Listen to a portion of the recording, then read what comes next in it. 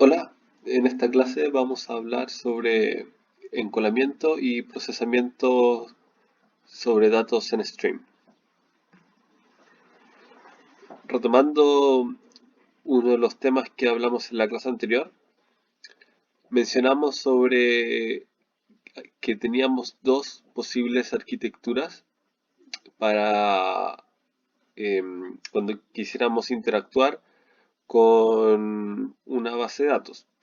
Podíamos tener una arquitectura síncrona que lo que hace es tocar inmediatamente la base de datos sin tener ningún intermediario.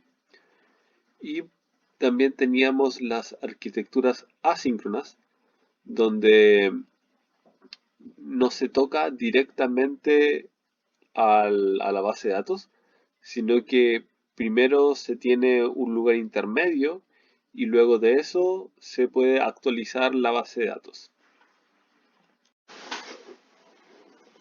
Veamos entonces ¿por qué necesitaríamos una arquitectura asíncrona en la speed layer?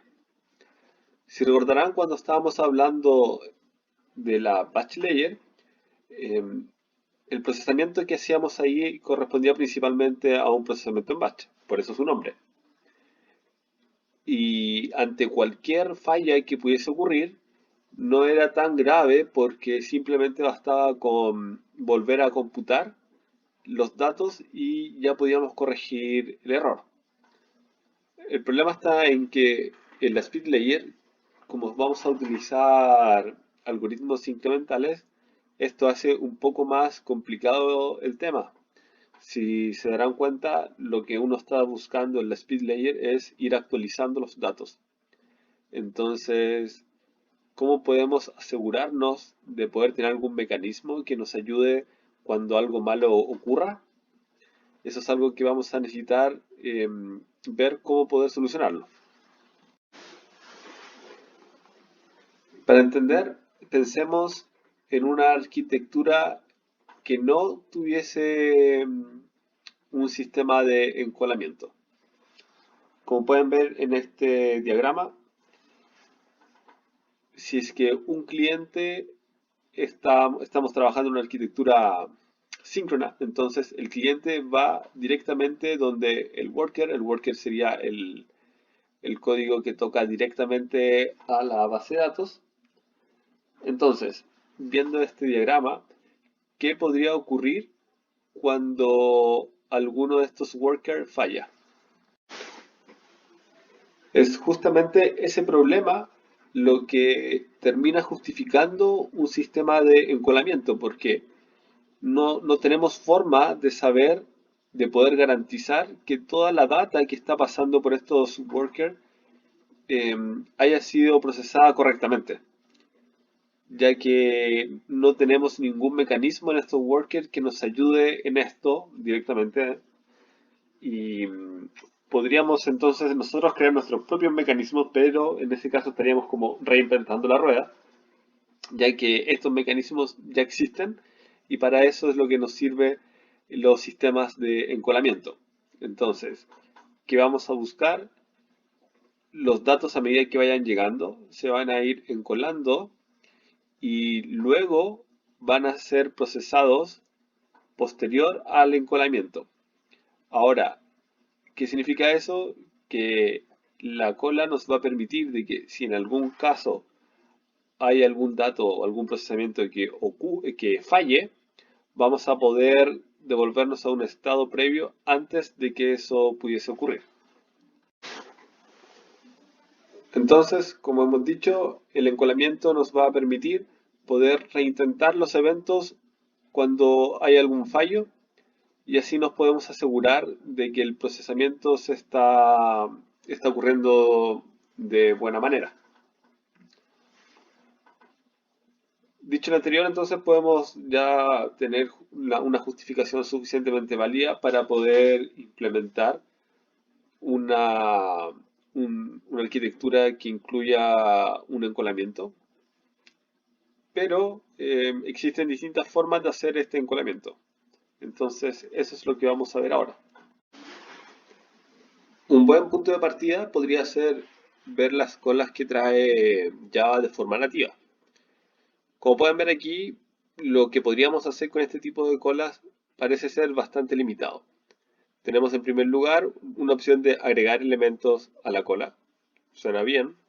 Pero luego lo que nosotros podemos hacer dentro de la cola está bien limitado porque podemos remover el ítem que está al principio de la cola o podemos inspeccionarlo sin removerlo. Con esto potencialmente podríamos recorrer toda la cola, pero podrían haber mejores formas de hacer esto. El segundo tipo de cola que podríamos implementar es el que usan tanto Kestrel como Rabbit. Em, lo que tenemos aquí es una estructura, puede ser una estructura genérica, y esa es la que se puede ir almacenando en la cola. Ahora, esta cola es más completa que la anterior porque podríamos obtener cualquier ítem de la cola para ser procesado y además contiene dos métodos que nos van a permitir, por un lado, declarar que el procesamiento de ese ítem fue exitoso o si es que fue fallido.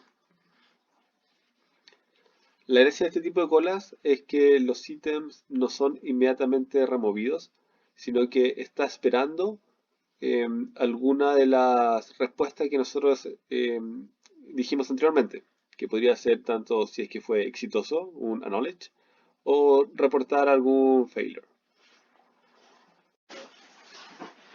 Con este segundo tipo de colas, también está la opción de que si es que ocurre algún timeout, esto será notificado al servidor y va a permitir que algún otro cliente pueda consultar a nuestra cola. Ahora hay un problema con este tipo de cola porque ¿qué pasa si es que necesitamos que el mismo stream de datos sea consumido por más de una aplicación al mismo tiempo? Una posible solución sería poner un único consumidor que esté por delante, que agrupe todas las distintas aplicaciones que necesitan consumir los datos. Y así este consumidor de cola va entregando los datos a nuestras distintas aplicaciones. Ahora, esto quizás no es tan buena idea porque lamentablemente está eliminando cualquier tipo de aislamiento que pudiésemos hacer en cuanto al código. Porque en el caso anterior, ¿qué pasa si ese único consumidor falla? Va a dejar al resto de aplicaciones sin consumir los datos que necesitamos.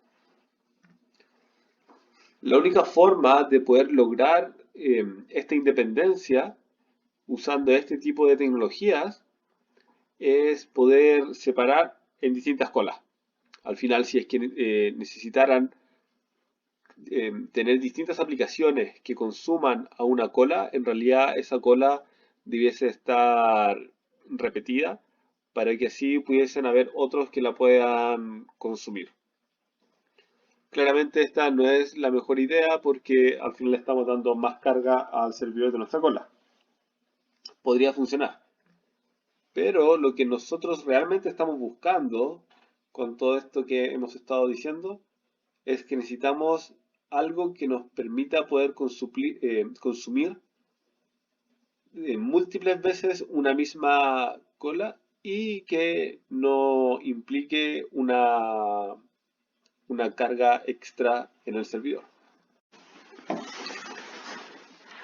Lo bueno es que hay una tercera alternativa que sí nos va a poder dar lo que estamos buscando, que sería una cola que pueda ser consumida por múltiples aplicaciones al mismo tiempo.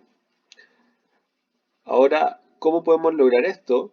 La idea es poder traspasar la responsabilidad sobre el seguimiento de los distintos datos, si es que estos han sido consumidos o no. Esa responsabilidad se la vamos a delegar a la aplicación misma y no a la cola. ¿Cómo funciona? Supongamos que tenemos una serie de datos del 0 al 7. Entonces es la aplicación misma la que va a decir envía tantos ítems desde qué posición. Como ahora la responsabilidad está del lado de la aplicación de poder saber en qué parte debiese consumir los datos, en qué parte se quedó, necesitamos de todas formas algo que nos permita poder decirle a la cola que vaya eliminando los datos, porque recordemos que el rol que tiene la cola es de un lugar transitorio para que los datos vayan siendo consumidos de esta, pero a medida de que esto ya se han ido procesando, tienen que de alguna forma ir saliendo de esta cola. Entonces, si es que ahora la responsabilidad la tiene más bien la aplicación de saber a qué dato le corresponde poder leerlo, lo que podemos hacer para que la cola sepa qué eliminar es proveer un SLA. Con esto vamos a decirle a nuestra cola hasta cuánto va a guardar datos en la cola. Esto se puede hacer de dos formas. La primera es tener un parámetro en cuanto al tiempo. Por ejemplo, almacena las últimas 12 horas. O también podría ser respecto a la cantidad de datos almacenados, como por ejemplo, conserva los últimos 50 gigabytes de datos. Apache Kafka funciona de esta forma. Es por eso que es la herramienta que utilizamos en este curso. Entonces, cuando hablamos de una cola de un solo consumidor, un mensaje va a ser borrado una vez que se le dice que el mensaje ha sido procesado. Mientras que en una cola de múltiples consumidores, esto permite poder rebobinar el stream de datos y volver a repetir desde el punto en el que uno quedó. Y así podemos asegurarnos que todos los eventos hayan sido procesados de manera correcta. Ya habiendo visto entonces cómo podemos ir encolando nuestros datos, ahora nos corresponde ver cómo podemos ir procesándolos. Entonces, recordemos que esto lo estamos viendo en el contexto de nuestra arquitectura de Big Data, en particular en la Speed Layer.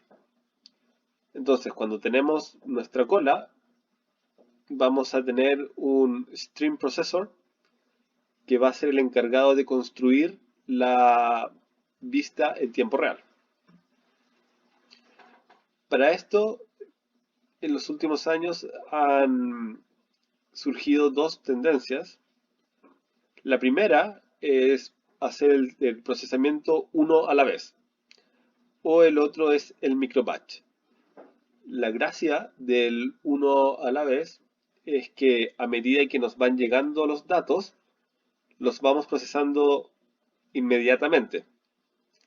Esto sería muy bueno cuando, si es que si quisiera hacer alguna plataforma de trading en finanzas, ya que ganar ciertos tiempos nos podría dar alguna ventaja. También podría ser útil en sistemas de alertas. La otra opción que tenemos es el de microbatch. El de microbatch, como dice su nombre, es básicamente juntar varios datos y una vez que tiene juntado un microbatch, no es que vayamos a juntar muchos, sino que son poquitos, se procesan todos esos datos inmediatamente. Como les dije, ¿cuál de estos es más rápido? Hacer el procesamiento uno a la vez debiese ser más rápido que microbatch.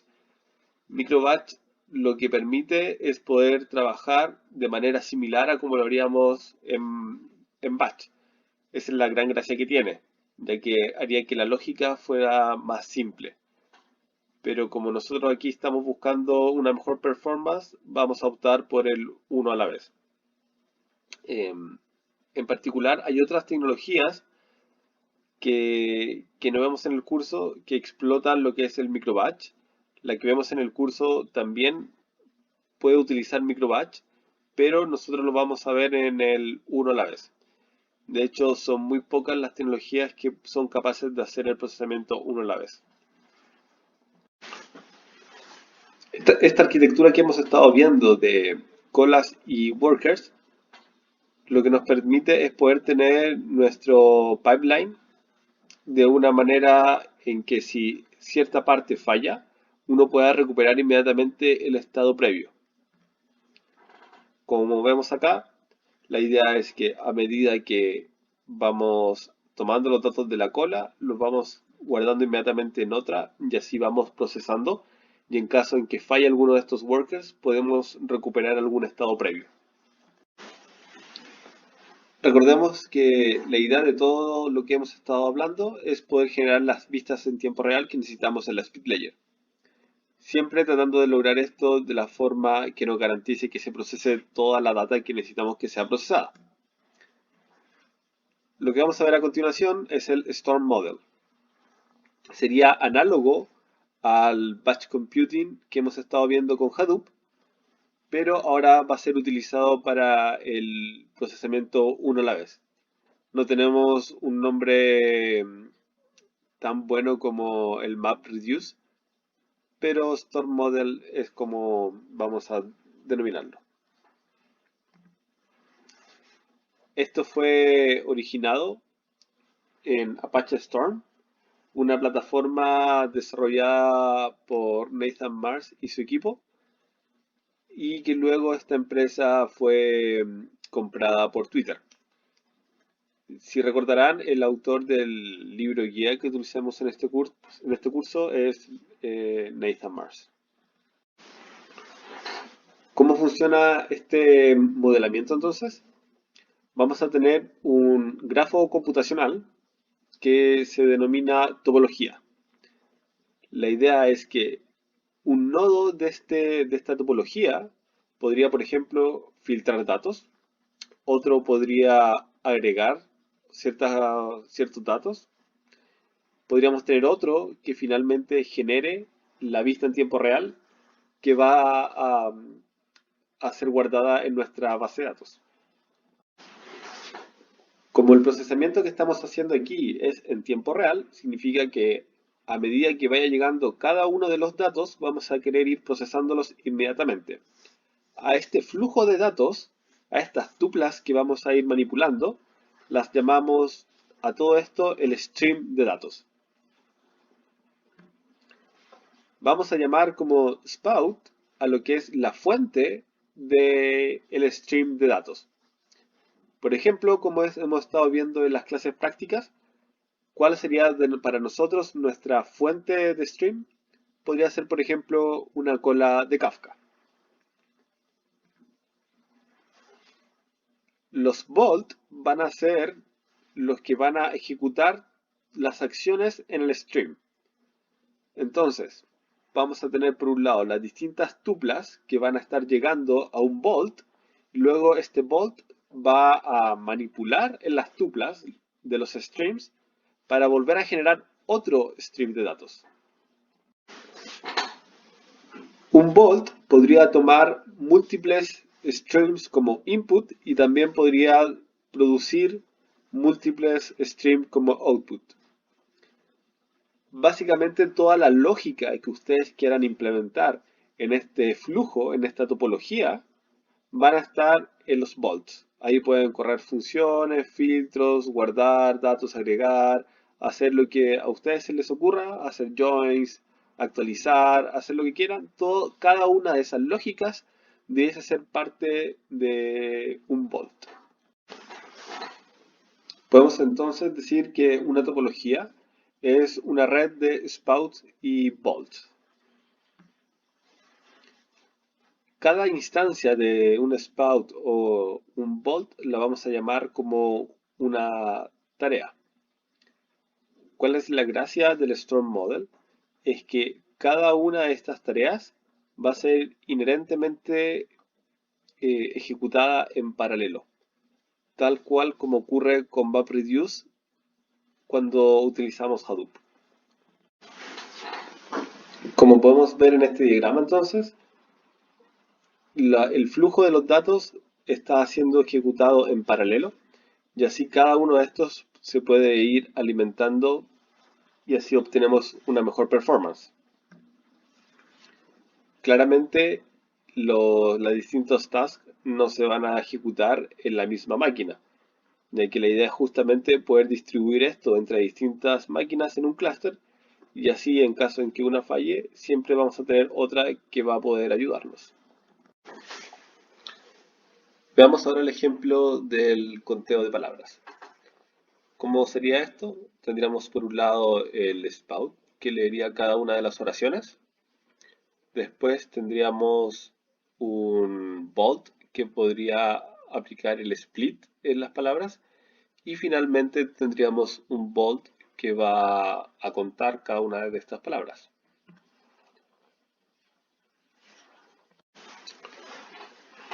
La clave en esto es poder ver qué está ocurriendo en el split y en el word count bold. Veamos entonces cómo se vería un código de un bold. Sería bastante sencillo en este caso, ya que simplemente estamos recibiendo como tupla las oraciones y a medida que las vamos recibiendo, le hacemos un split y lo que vamos a ir emitiendo en esta ocasión va a corresponder a cada una de las palabras. Esto sería bastante similar a lo que hemos visto anteriormente. Ahora el conteo se hace más sencillo que como lo hacíamos en MapReduce, ya que aquí simplemente a medida que nos va llegando una palabra, vamos a ir retornando un mapa con el conteo que estamos realizando, junto, por supuesto, con la palabra. Y eso es lo que vamos a estar emitiendo. Si se fijan aquí, cada vez que llega una palabra, encontramos esa, la buscamos en nuestro mapa, le sumamos uno y cuando estamos emitiendo, emitimos la palabra y su conteo respectivo. Otra de las gracias que tiene Storm es que no es necesario implementar las colas intermediarias de las que hablábamos anteriormente, ya que eso ya está incorporado en lo que hace el mismo Storm. Con eso entonces terminamos esta clase. En la siguiente actividad práctica ya veríamos cómo hacer el procesamiento en Storm, leyendo los datos desde una cola de Kafka. Nos vemos.